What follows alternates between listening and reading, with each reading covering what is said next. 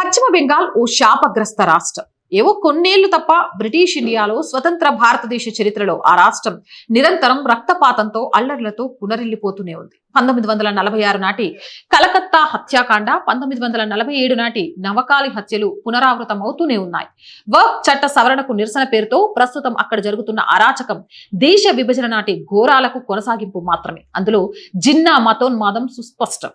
దీనిని సిపిఐఎం, తృణమూల్ కాంగ్రెస్ పెంచి పోషించాయి. దాదాపు 50 ఏళ్లు రాష్ట్రాన్ని రావణ కాష్టంలా మండించడంలో ఆ రెండు పార్టీలు సమాన పాత్ర వహించాయి.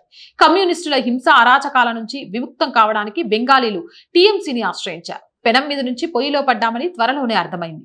జాతీయ భావాలకు నిలయమైన బెంగాల్ని దేశ వ్యతిరేక శక్తులతో, అసంఘిక శక్తులతో, ముస్లిం మతోన్మాదులతో నింపివేసే పనికి ఆ రెండు పార్టీలు ముఖ్యమంత్రులు పోటీ పడ్డారు.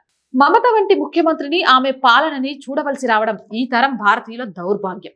ప్రజాస్వామ్యం పేరుతో ఇలాంటి వాళ్లకు కూడా జనం పట్టం కట్టడం పెను విషాదం. ఏప్రిల్ 11 నుంచి 14 వరకు వక్ఫ్ సవరణకు నిరసన పేరుతో అట్టుడికినట్లు ఉడికిన ముర్షిదాబాద్ జిల్లా కాస్త సద్దుమణిగింది.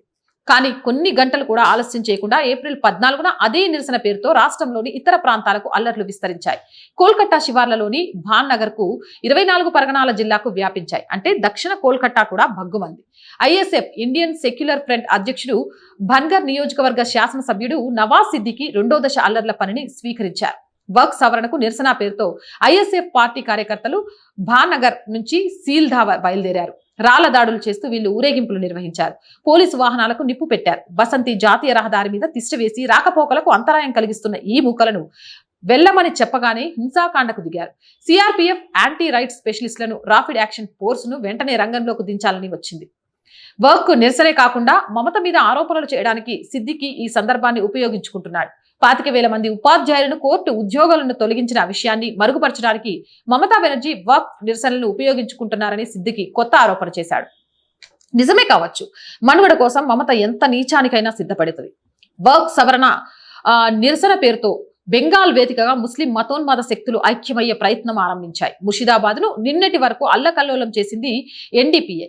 తాజాగా అల్లర్లు ప్రారంభించింది ఐఎస్ఎఫ్. దీని అధ్యక్షుడే సిద్దికి. ఇతడు హుగ్లీ జిల్లా పర్పురా షరీఫ్ ప్రధాన మత గురు. 2021లో ఈ పార్టీని స్థాపించి భానగర్ నుంచి అసెంబ్లీకి వెళ్లారు. కాంగ్రెస్, సిపిఎం కూటమి ఇతడిని అంటగాకినవి.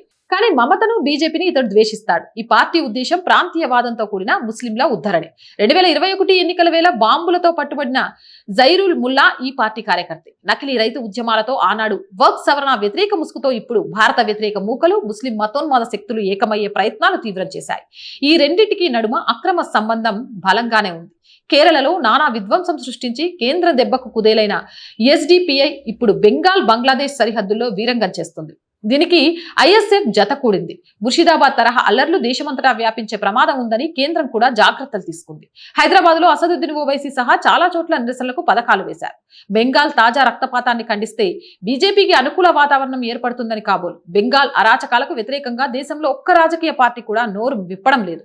భారత వ్యతిరేకతతో, హిందూ వ్యతిరేకతతో వ్యవహరిస్తున్న 3-4 ముఖ్యమంత్రుల విషయంలో విపక్షాలు అనుసరిస్తున్న వైఖరి దేశానికే మహాద్రోహం. 30% ఓట్ల కోసం మమత చేస్తున్న విధ్వంసం మాటలకు అందేది కాదు. కోర్టులు గవర్నర్లను అదుపులో పెడతాయి. కొన్ని రాష్ట్రాల అరాచకాలను ఉమ్మడి జాబితా కాపు కాస్తుంది. ఏ రక్షణ లేనిది సాధారణ ప్రజలకే. పోలీసులే గాయపడుతున్న ఉదంతాలు పశ్చిమ బెంగాల్లో కొక్కొల్లలు.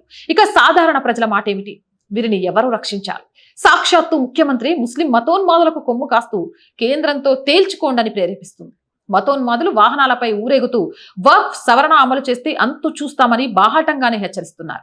షహీనాబాగ్ లాగానే ఈ అల్లర్లలో పిల్లలను ఉపయోగించుకుంటున్నారు. హిందువులు వలస వెళ్లిపోతున్నారు. అల్లర్లలో చనిపోతుంది, తీవ్రంగా నష్టపోతుంది కూడా హిందువులే. ఇప్పటికైనా అక్కడ ప్రజలు కూడా క్రియాశీలం కావాలి. కొంచెం కటువుగా ఉన్న కళ్ళు తెరవాలి. మమతను గద్దె మీద నుంచి విసిరి కొట్టడం అంటే అది బీజేపీకి అనుకూల చర్యగా చూడటం తగదు. అది బెంగాల్లో ప్రజాస్వామ్యానికి పునాది రాయి వేయడమే. వందే మాత్రం, జనగణ వంటి జాతీయ గీతాలను జన్మనిచ్చిన గడ్డ గౌరవాన్ని నిలబెట్టడమే. మరి నిలబెడతారా లేదా అనేది వేచి చూడాలి. ఈ వీడియోపై మీ అభిప్రాయాన్ని కామెంట్ సెక్షన్ లో తెలియజేయండి. మోర్ వీడియోస్ కోసం ఛానల్ వెంటనే సబ్స్క్రైబ్ చేయండి. చాలా మంది వీడియోస్ చూస్తున్నారు, సబ్స్క్రైబ్ చేయడం మర్చిపోతున్నారు. Please subscribe our channel. మీరు చేసే ఒక్కొక్క సబ్స్క్రిప్షన్ మన ఆర్ వాయిస్ కుటుంబాన్ని మరింత పెద్దదిగా చేస్తుంది.